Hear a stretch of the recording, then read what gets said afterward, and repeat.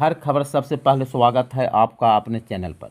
दिन की बड़ी खबर हम बताएंगे शाम के 7:30 पर। देश और विदेश की, कुछ खेल की और व्यापार की। तो चलिए शुरू करते हैं। समाचार रेडियो की तरह रहेगा।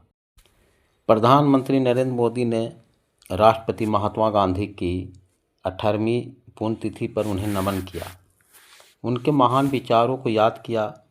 इस मौके पर प्रधानमंत्री ने सोशल मीडिया पर बापू को श्रद्धांजलि देते हुए उनके सिद्धांत पर जोर दिया। सोशल मीडिया प्लेटफॉर्म एक्स के माध्यम से उन्होंने बापू को नमन करते हुए लिखा, पूज्य बापू ने मानवता की रक्षा के लिए हमेशा अहिंसा पर बल दिया। इसमें वह शक्ति है जो बिना हथियार के दुनिया को बदल सकती है। अहिंसा परमो धर्मस्य, हिंसा परनतः, अहिंसा परम सत्य यतो धर्म पर्वते। अहिंसा सबसे बड़ा धर्म है, अहिंसा ही सबसे बड़ा तप है और अहिंसा ही परम सत्य है जिसमें धर्म की स्थापना होती है। पूज्य बापू ने मानवता की रक्षा के लिए हमेशा अहिंसा पर बल दिया। इसमें वह शक्ति है जो बिना हथियार के दुनिया को बदल सकती है। केंद्रीय गृह मंत्री अमित शाह 2 दिन के दौरे पर असम पहुंच गए हैं। डिब्रूगढ़ हवाई अड्डे पर मुख्यमंत्री हेमंत बिस्वा शर्मा ने उनका गर्मजोशी से स्वागत किया। मुख्यमंत्री ने इस पल को सम्मान की बात बताया। उन्होंने कहा, गृह मंत्री का यह दौरा असम के विकास में एक मील का पत्थर साबित होगा। मुख्यमंत्री ने राज्य की उन्नति के लिए केंद्र के निरंतर सहयोग की सराहना की। सऊदी अरब ने साफ कर दिया है कि वह भारत के खिलाफ किसी मोर्चेबंदी में शामिल नहीं होगा। सऊदी अरब के इस बयान से पाकिस्तान को बड़ा झटका लगा है। भारत और सऊदी अरब ने कट्टरपंथ से मुकाबले को लेकर भी चर्चा किया। नक्सलवाद के पूर्ण सफाई की समय सीमा बेहद करीब है। गृह मंत्री अमित शाह की 31 मार्च 2026 को डेडलाइन को धरातल पर उतारने के लिए बजट में सुरक्षा केंद्रित विकास का बड़ा मॉडल पेश किया जा सकता है।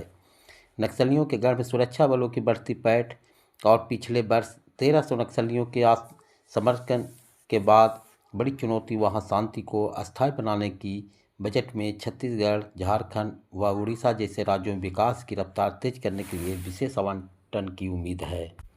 कलकत्ता हाईकोर्ट ने बंगाल सरकार को निर्देश दिया है कि वह 9 सीमावर्ती जिलों में पहले से अधिग्रहित जमीन 31 मार्च तक बीएसपी को सौंपे ताकि भारत बांग्लादेश सीमा पर बाड़बंदी पूरी की जा सके। अदालत ने इसे राष्ट्रीय सुरक्षा से जुड़ा अहम कदम बताया। पश्चिम बंगाल सरकार ने चुनाव आयोग से केंद्रीय पर्यवेक्षक की सूची में बदलाव की मांग करते हुए 9 आईएएस अधिकारियों को वैकल्पिक नाम सुझाए हैं। इससे पहले आयोग ने पश्चिम बंगाल से 25 वरिष्ठ अधिकारियों की सूची जारी की थी।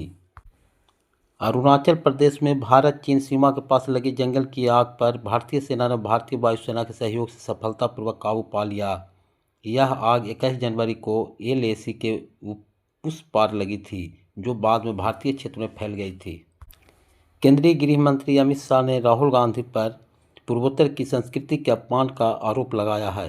असम में जनसभा को संबोधित करते हुए शाह ने कहा, गणतंत्र दिवस कार्यक्रम में राहुल ने गामोसा पहनने से इनकार कर दिया। उन्होंने कांग्रेस पर घुसपैठ की राजनीति करने और असम को केवल हिंसा देने का भी आरोप लगाया।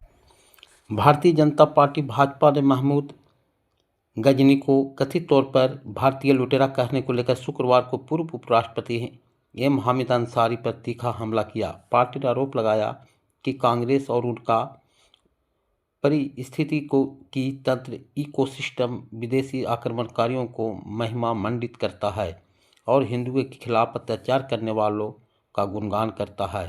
भाजपा के राष्ट्रीय प्रवक्ता सुधांशु त्रिवेदी ने कहा कि विदेशी आक्रमणकारियों और लुटेरे के प्रति अंसारी का लगाव उनकी बीमार मानसिकता को दर्शाता है।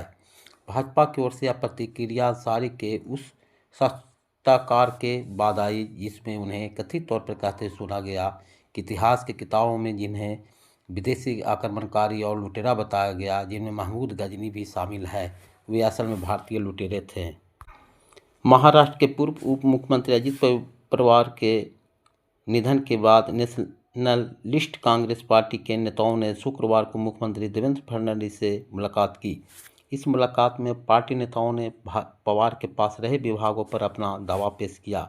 प्राप्त जानकारी के मुताबिक एनसीपी के सीनियर नेता प्रफुल्ल पटेल, सुनील तटकरे और छगन भुजबल फडणवीस की वर्षा बंगले पहुंचे और सीएम से मुलाकात की।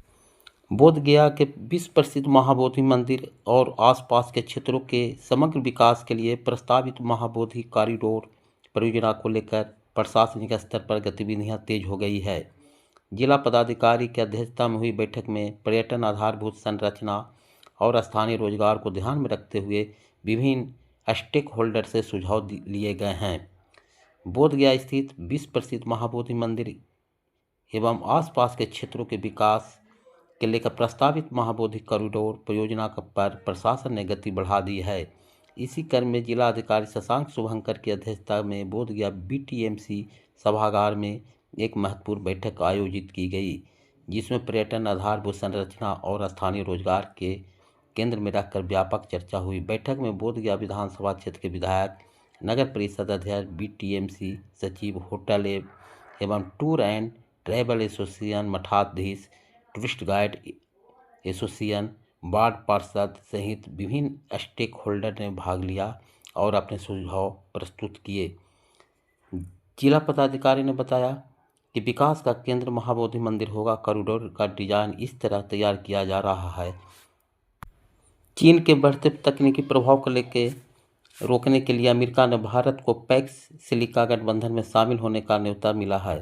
फरवरी 2026 में भारत इस महत्वपूर्ण रणनीतिक समूह का हिस्सा बनेगा।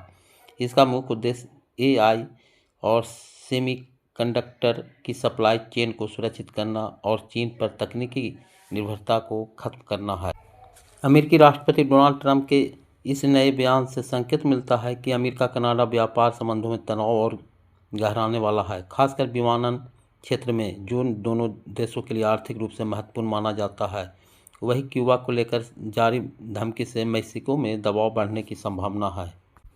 अमेरिका के राष्ट्रपति डोनाल्ड ट्रंप एक तरफ पाकिस्तान को करीबी देश बताते हैं, वहीं दूसरी तरफ उसका ही प्रशासन पाकिस्तान को नीचा दिखाने का कोई मौका नहीं छोड़ता। अब अमेरिका के विदेश विभाग ने अपने नागरिकों को पाकिस्तान न जाने की सलाह दी है। अमेरिका की मध्यस्थता में चल रही संघर्ष विराम की कोशिशों का कुछ असर होता दिख रहा है। दरअसल रूस ने यूक्रेन के राष्ट्रपति को बातचीत के लिए मॉस्को आने का निमंत्रण दिया है। वहीं ट्रंप ने बताया है कि उन्हें पुतिन को कीव पर एक हफ्ते तक हमले न करने को कहा है, जिस पर पुतिन ने सहमति दे दी है। हालांकि अभी तक रूस की तरफ से इसकी पुष्टि नहीं हुई है। बांग्लादेश से पाकिस्तान के बीच 14 साल के लंबे अंतराल के बाद सीधी हवाई कनेक्टिविटी बहाल हो गई है। एयरपोर्ट पर फ्लाइट का प्रारंभिक वाटर सैल्यूट के साथ स्वागत किया गया। इस फ्लाइट के बहाल होने से ढाका कराची मार्ग पर 2 बार हफ्ते में उड़ान संचालित की जाएगी। अमेरिका में एक बार फिर सरकारी शटडाउन का खतरा मंडराने लगा है। सीनेट में डेमोक्रेट्स ने सरकारी फंडिंग बिल को आगे बढ़ने से रोक दिया है। गुरुवार को हुए परीक्षण मतदान में प्रस्ताव के समर्थन में 45 जबकि विरोध में 55 वोट पड़े, जिसके चलते यह बिल सीनेट में अटक गया है।